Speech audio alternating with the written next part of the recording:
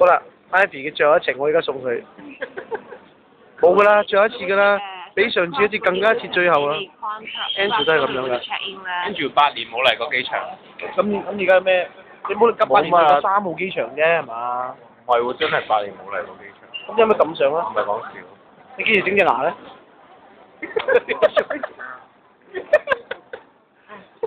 你得 Ivy 嘔啊！喂 ，Andrew 你揸住啊！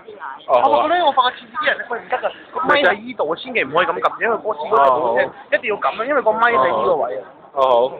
咁樣好靚冇人影，啲人喺度話點解啲人唔影放唔到，所以其實就唔係。係喎。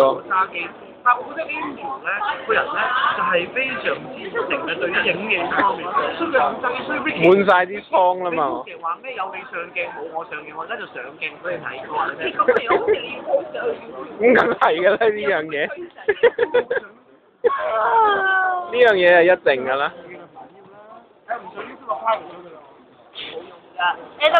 係喎，你俾翻自己朋友睇咪得咯。唔係㗎，佢即係自己咧，佢係80幾個 viewer 㗎啦，即係我哋邊有80幾個？唔係 viewer，你 viewer。好啦，我翻返嚟咧，你兩個都影啦，你全部好似影晒我先。唔係啊，而家兩個一齊入鏡㗎嘛。哇！我哋兩個頭。可以啊，你遲啲上去睇翻啦。你唔見我伸到好後咬晒腰咁嘅咩？好啦，跟住咧，真係得咩？得講嘢啦。你點解咁大啊？影到我個頭。唔係，我哋一陣間再影過。我哋一陣間 part 2嘅時候咧，我哋 check in 咗之後，因為喺後邊嘅時候，因為呢度冇位啊，所以影到個頭好大咧，就影到個身又好大喎，嗱，一個身咁大啫。咁跟住你。食嘅應該入唔到啊！頭先我。頭先你話要。食到唔舒服啊嘛！佢要咩話？